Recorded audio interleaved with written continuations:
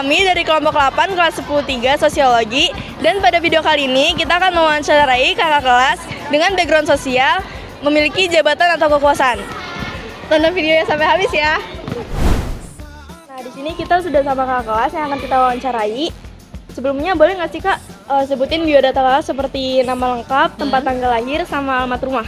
Ya, nama aku Anissa Anjani, aku dari kelas 11-4. Untuk tempat tanggal lahir aku di Jakarta 22 Januari 2009. Untuk alamat rumah aku Jalan Tayaman Timur 1, 287 deket sini. Oke. Selanjutnya, hobi dan minat nanti tuh mau jadi apa sih Kak? Hobi aku sekarang aku hobi masak ya, karena kebetulan kan sekarang tuh dunia medsos tuh kan luas ya. Jadi kayak aku nyari tutorial tuh gampang. Terus kalau minat kerja aku minat di dunia politik gitu di kementerian-kementerian. Aku suka. Oke, terus gimana sih Kak trik dan tips agar bisa sukses setelah di SMA yang 104 Jakarta ini? Sebenarnya tips and trick itu untuk diri sendiri dulu. Pertama itu harus banyak relasi sama perbanyak pengalaman sih. Jadi kayak kamu tuh cari pengalaman biar kamu bisa sukses di sini. Karena kayak kamu punya pengalaman di luar, kamu bisa kembangin di sekolah ini juga gitu. Oke, lanjut Kak. Gimana sih Kak trik dan tips untuk belajar sosiologi? Tips and trick belajar sosiologi, kalau aku sistemnya tuh pasti harus ngeliat video kayak otodidak belajar. Jadi kayak aku ngedengerin sambil nyatet gitu. Jadi kayak gak langsung cuma ngedengerin aja tuh aku nggak bisa. Jadi harus ada otodidak sendiri gitu.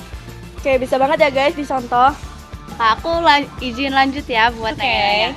Yang pertama, boleh cerita sedikit nggak Kak tentang latar belakang kehidupan Kakak sebelumnya di jabatan ini? Latar kehidupan aku di sebelum ngejabat atau gimana? Sebelum ngejabat. Sebelum ngejabat aku di SMA udah jadi siswa biasa. Aku juga sebelumnya kan sekarang posisi jadi sebagai ketua Paskib. Aku ya dulu cuma sebagai junior yang seru lah sama senior-seniornya gitu. Tapi kalau untuk latar belakang aku sebelumnya aku juga pernah ngejabat gitu di SMP aku. Aku pernah jadi wakil ketua OSIS. Terus juga aku pernah jadi ketua pramuka di SMP aku. Wah, banyak banget ya guys. Lanjut yang kedua, sejak kapan Kakak mulai aktif di kegiatan organisasi atau kepemimpinan? Aku sejak SMP ya, dari kelas 8 sih. Karena kan itu bisa dibilang masa-masa puncak-puncak SMP itu kelas 8. Jadi aku mulai aktif di situ. Ya, benar banget. Lanjut yang ketiga, siapa sosok yang paling berpengaruh dalam membentuk semangat dan cara kepemimpinan Kakak? Yang ngebentuk aku jadi buat support gitulah ya. Support system aku pasti mama aku, karena kayak tanpa mama aku nggak bisa di titik sekarang gitu menurut aku. Ya benar. Lanjut ya Kak. Ya. Bisa ceritain nggak Kak awal mulai sampai bisa menjabat di posisi ini? Awal mulanya aku waktu itu ya intinya itu kita nonjolin diri aja sih, kayak aku punya value segini nih gitu, kayak kira-kira aku bisa gak gitu. Jadi aku tuh gak memaksakan diri aku tuh buat sampai di titik sekarang, tapi aku tuh menyesuaikan dulu karena aku first time di Paskib kan ini sekarang ya. Jadi kayak aku baru-baru aja lah, jadi aku belajar dari awal gitu. Terus juga aku belajar nanya-nanya gimana sih gitu tuh, aku pelajarin pelan-pelan dulu kayak strukturnya tuh begini gitu. Apa yang jadi alasan utama Kakak untuk menerima tanggung jawab ini? Alasan utamanya karena udah dipilih. Dan udah dipilih, terus support dari orang tua, support dari teman-teman. Jadi kayak masa ya mundur? Kita kan nggak mungkin. Jadi makin semangat gitu. Ya benar. Yang ketiga, tantangan paling besar yang pernah Kakak hadapi selama menjabat itu apa Kak? Miskomunikasi. Tantangan paling setiap komitmen, kerjasama pasti komunikasi ya. Komunikasi itu paling sulit, tapi selalu ada solusinya di setiap ada masalah pastinya ya.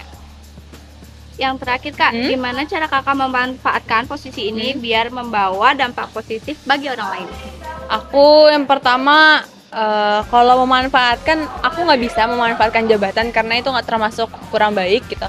Tapi aku bisa membawa diri aku sebagai ketua itu, aku bisa bermanfaat buat teman-teman aku, kayak teman-teman aku mau cerita aku ngedengerin. Jadi aku tuh juga sebagai pendengar, gak cuma sebagai bukan orang yang cerita, tapi lebih tepatnya orang yang ngedengerin. Jadi kayak kita ngedengerin semua keluh kesah dari semua teman-teman aku, kayak harusnya gimana gitu. Jadi itu menurut aku jadi dampak baik sih buat teman-teman aku juga gitu. Wah, keren banget ya guys.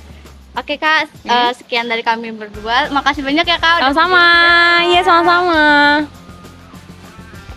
Sekian video wawancara dari kelompok kami, kurang lebihnya mohon maaf. Assalamualaikum warahmatullahi wabarakatuh.